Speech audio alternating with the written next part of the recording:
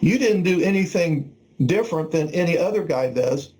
Neurotypical guy is just that you did it to a higher level. Any neurotypical guy is going to present his best self up front, especially when he first meets her. He's going to try to present very well. He's going to be on his best behavior. And then as the newness of the relationship wears off, which happens in a neurotypical marriage just like it does in a neurodiverse marriage, in the early going, she was his special interest. Now the newness of the relationship is kind of worn off. The romantic phase is over. And so, of course, he still loves her, but he's not, hyper-focused on, every step that she makes. I understand that you would think, well, I kind of feel guilty because I did present myself as somebody that wasn't the real me at the time. But I also understand her. She might think, I got all this empathy and social, emotional reciprocity and nurturing and sex and affection and everything in the beginning. And after time went by, he just kind of faded away.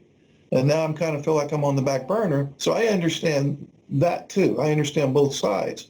But the deal is this: you weren't trying to be deceitful or to trick her. You just wanted her to like you, and it worked. But now you have to be mindful of the fact that you're very task-oriented, and you will have to be mindful of the fact that sometimes I can get so lost in my tasks that I forget her. I still love her.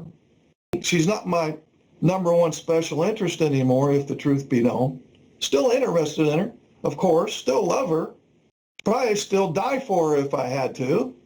She's not the main thing on the forefront of my mind all day. That doesn't mean you don't love her.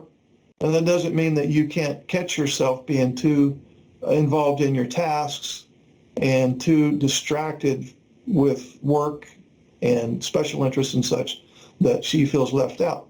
So I would suggest that you give her a scale, have her watch this video first, and then see if you can be in agreement with her of a scale. I'm just going to make up a 1 to 5 scale. We're going to call it the distancing scale.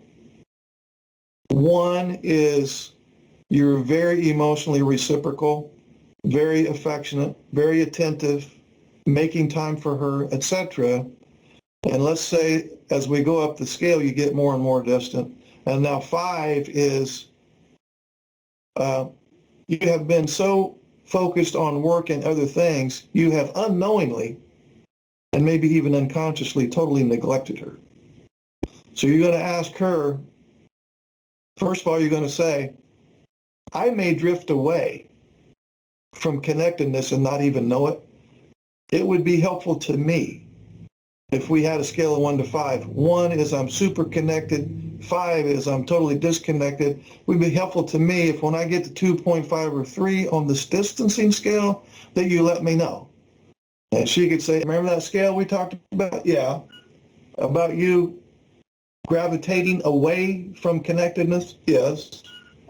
Okay, well, you're kind of a 2.5-ish or 3-ish right now. Then you would go, oh, okay, well, thanks for telling me. I didn't catch it, but now that you told me that I'm drifting, now I know I got to get back to the blackboard and start paying attention to being connected. It's important for her to know that you like structure. And this helps provide you with structure. It also, at some level, appeals to your logic, which is your strong point. She might download this as, well, if I'm going to have to constantly remind him, then what's the point? Well, the point is, you may drift and not know it. So it's important for her to be the compassionate coach in that sense, because she will notice it before you do. And so you're trying to meet her expectations for empathy and emotional reciprocity. But you have some blind spots, and she can be your seeing eye dog to, at some level on this point. But she can't have it both ways. She can't say, on the one hand, I want him to stay connected with me just like he did or nearly like he did in the early going of the relationship, but I don't want to have to be the one to let him know he's drifting away. No. Can't have it both ways. Be nice if you could, It ain't going to happen. If you choose not to be the compassionate coach in this sense, you have chosen for him to drift away and not even know it. Now you're disconnected and pissed off again.